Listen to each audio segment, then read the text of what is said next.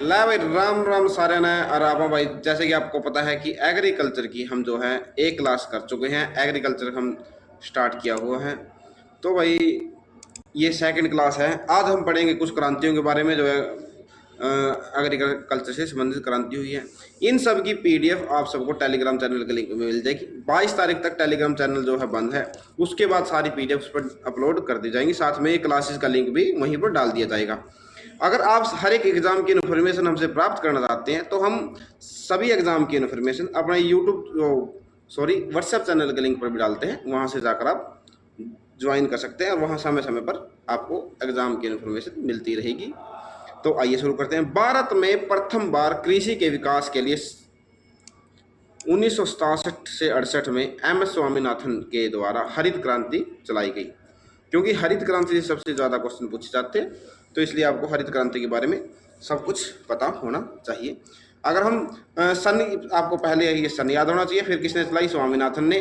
और हरित क्रांति, ग्रीन रेवोल्यूशन भी इसको कहा जाता है। दूसरी बार कब चलाई? 1983 से 1984 में चावल की उत्पादकता को बढ़ाने के लिए चलाई गई। अर्थात हरित क्रांति का सर्वाधिक प्रभाव गेहूं और चावल की फसल पर पड़ा।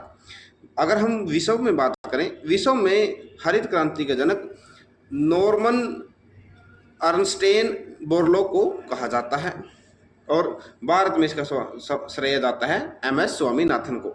अगर ऐसे ही हम कुछ महत्वपूर्ण क्रांतियों के बारे में पढ़ेंगे, जैसे कि श्वेत क्रांति, ये है जी दूध से संबंधित, 1964 से 65, और ऑपरेशन फ्लड भी इसी से संबंधित है। श्वेत क्रांति के जनक वर्गीज कुरियन को कहा जाता है। नीली क्रांति मत्स्य या मछली से संबंधित है। पीली क्रांति खाद्य तेलों और तिलहन उत्पादन से संबंधित है। आपको ज़्यादातर ऐसा ही पूछा जाएगा, नीली क्रांति किससे संबंधित है? मछलियों से। या मछलियों से संबंधित कौन सी क्रांति है? ऐसे ही सीधे सीधे क्वेश्चन पूछे जाएंगे। पीली क्रांति संबंधित है जी खाद्य तेलों और उत्पादन से संबंधित। हरित क्रांति संबंधित है खाद्य उत्पादन से संबंधित, विशेषकर गेहूं एवं धान के उत्पादन में वृद्धि। सुनहरी क्रांति की बात करें तो बागवानी से संबंधित है जी सुनहरी क्रांति। इसमें सब्जी व फल उत्पादन में के बारे में क्रांति थी ये। गोल क्रांति के बारे में बात करें तो आलू के उत्पादन के लिए गोल क्रांति में वृद्धि हुई। सदाबहार क्रांति, मिट्टी को उन्नत बनाना, किसानों को लोन दिलाना, रेन वाटर हार्वेस्टिंग और कृषि शोध को बढ़ावा देना, देश को पूरी तरह से खाद्यान्न पर निर्भर बनाने का लक्ष्य रखा गया था सदाबहार क्रांति के अंदर। उसके बाद बात करते हैं जी इंद्रधनुषी क्रांति। इसमें हरित, पीली, नीली, लाल, भूरी, धूसर, गुलाबी और अन्य क्रांतियों को साथ लेकर चलने का लक्ष्य रखा गया, जिसके परिणाम स्वरूप नई कृषि नीति 2000 लागू की गई। इसकी इंद्रधनुषी क्रांति के अंदर सभी क्रांतियों को शामिल करके एक साथ लेकर चलने का लक्ष्य रखा गया, ताकि हर एक फसल को बराबर क्षमता में बढ़ोतरी की जा सके। रजत क्रांति के बारे में बात करें तो ये है जी अंडा मुर्गियों के उत्पादन के बढ़ावे के लिए। दूसर क्रांति की बात करें तो यह है जी उर्वरक फर्टिलाइजर उत्पादन में वृद्धि। काली क्रांति है जी पेट्रोलियम से संबंधित, पेट्रोलियम, खनिज, कोयला, एथेनॉल उत्पादन में वृद्धि के लिए। अगर हम गुलाबी क्रांति की बात करें तो प्याज व झींगा मछली के उत्पादन में वृद्धि के लिए। ये जो है आपके लिए अति महत्वपूर्ण हो जाएंगे। ये प्रमुख क्रांतियां जो हैं हर बार हर एक एग्जाम में एक या दो क्वेश्चन की अवश्य आती हैं। जो भी हरियाणा के आगे आगामी एग्जाम हैं उनमें क्रांतियों से संबंधित एक नंबर पक्का आना है। तो ये आपको वेरी इंपॉर्टेंट में लगा लें इन सबको, और आपको ये बिल्कुल ही याद होना चाहिए। इंपॉर्टेंट, वेरी वेरी इंपॉर्टेंट है ये। तो आगे से आगे चलते हैं। प्रमुख फसलें, उनकी प्रजाति और उनमें लगने वाले रोग, इन सब का विवरण मैं एक साथ ही, जैसे पहले गेहूं लिखा है तो इसके बारे में बताऊंगा, उनकी प्रजातियां भी और उनमें लगने वाले रोग भी, ताकि आपको बार बार अलग से कुछ ना पढ़ना पड़े। पहले लिखा है जी गेहूं। चावल के बाद भारत की दूसरी प्रमुख फसल क्या है जी? गेहूं। चावल भारत में सबसे ज़्यादा उगाया जाता है। उसके बाद जो चीज़ उगाई जाती है वो है जी गेहूं। भारत विश्व का 12% गेहूं प्रदान करता है जी, पैदा करता है। भारत के बाद विश्व में दूसरा स्थान है जी। चीन के बाद भारत का दूसरा स्थान है विश्व में गेहूं उत्पादन में। पहले नंबर पर चीन आता है, दूसरे नंबर पर भारत आता है। और कुल विश्व का 12% गेहूं अकेला भारत उगाता है। कुल कृषि भूमि का 14% भाग भूमि गेहूं के अंतर्गत आता है। हरित क्रांति में सबसे अधिक प्रभाव गेहूं पर ही पड़ा था। जो कृषि का अपना क्षेत्र है, जैसे जितने भी खेत क्या रहे हैं उनमें 14 जितने पूरे देश का अगर क्षेत्रफल देखा जाए तो जो भी कृषि के क्षेत्र में आता है उनमें से 14% केवल कृषि ही की जाती है। सॉरी, गेहूं की कृषि की जाती है।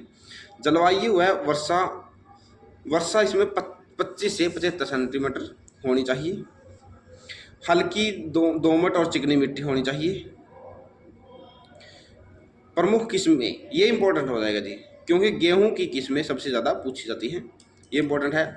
करना, राजो, सोनरा 63, सोनरा 64 इत्यादि, ये 4 किस्में तो आपको पता होनी चाहिए कि ये गेहूं की किस्में हैं। अगर इसके रोग की बात करें तो इसका रोग है जी रस्ट। ये इसमें कॉमन लगने वाला रोग है रस्ट।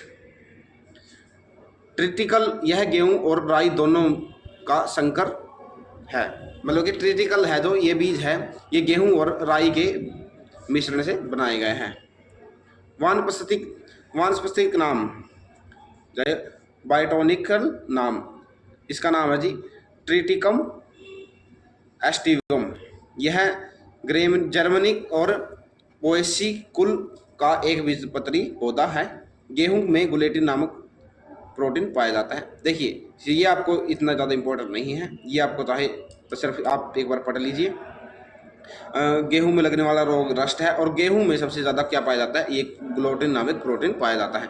अगर हम आगे आ जाते तो चावल यानी कि दाल, राइस, इसका जो है साइंटिफिक नाम है जी ओराराइजा सटाइवा। अगर राइजा से निकाले तो राइस से राइजा निकल गए हैं जी, तो इससे आप आसानी होगी याद करने में। कुल कृषि भूमि के सर्वाधिक 25% भाग पर चावल की खेती की जाती है। जैसे गेहूं में 14% पे की जाती है तो कृषि में इसमें चावल में की जाती है 25% भाग पर चावल की खेती। विश्व के कुल चावल उत्पादन में भारत का चीन के बाद दूसरा स्थान आता है। चावल में भी दूसरा स्थान और गेहूं में भी दूसरा स्थान आता है। भारत विश्व का 20% चावल उत्पादन करता है, गेहूं करता है 12% और चावल करता है 20%। ये बहुत इंपॉर्टेंट हो जाता है। और कि हरियाणा में एक क्वेश्चन और भी आता है कि वर्षा मतलब पानी कितना होना चाहिए, 75 से 200 सेंटीमीटर की वर्षा की आवश्यकता होती है और 20 से 27 सेंटीग्रेड इसका तापमान की आवश्यकता होती है। चावल उत्पादन जलवायु की खाद्य फसल है।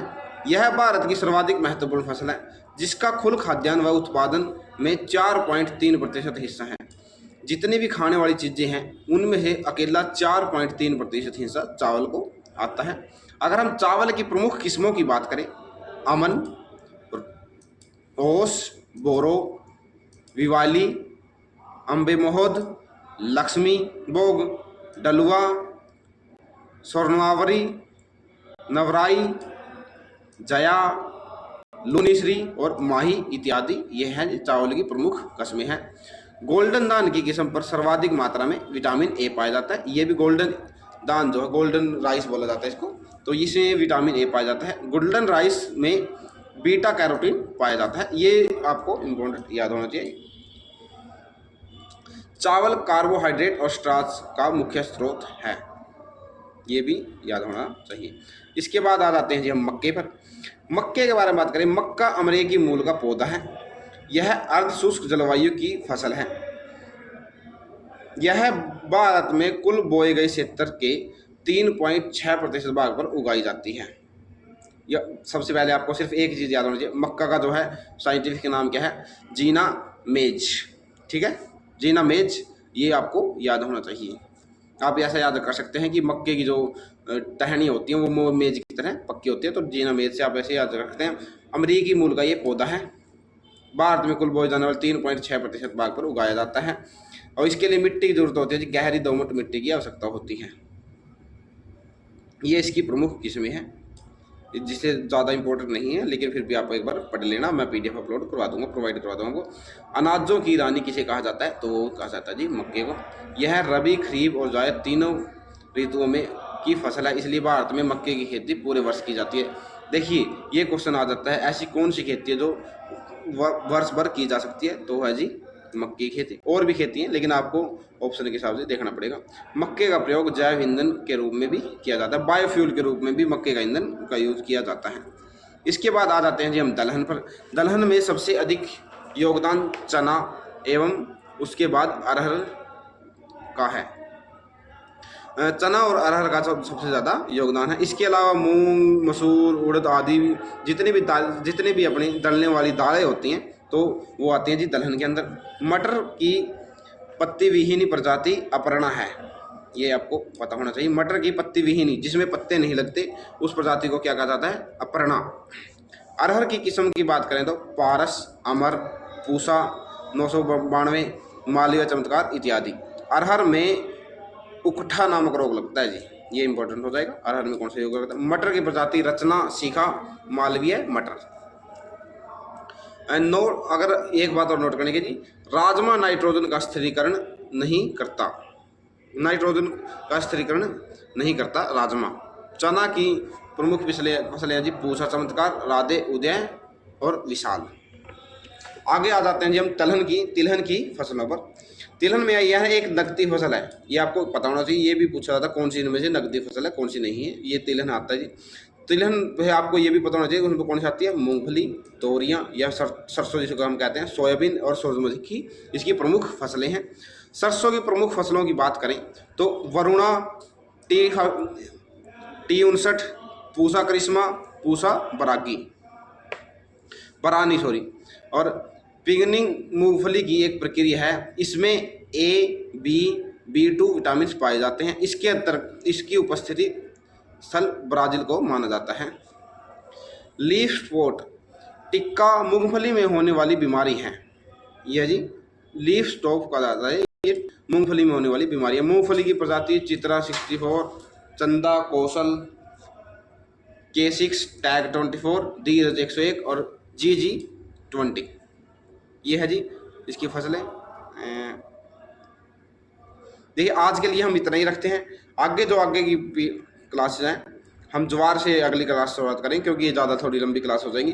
तो इसमें सारी किस्मों के हम हर एक फसल के बारे में बात कर लेंगे और उसके बारे में आपको डिटेल में प्रोवाइड करवा दूंगा। थैंक यू, जय हिंद, जय भारत। जुड़े रहे और ऐसे ही छोटे छोटे सेशन में आपको बहुत सारा डाटा प्रोवाइड करवा दिया जाएगा। 7 से 8 क्लास में अपना पूरी क्लास हो जाएगी। थैंक यू, जय हिंद, भारत।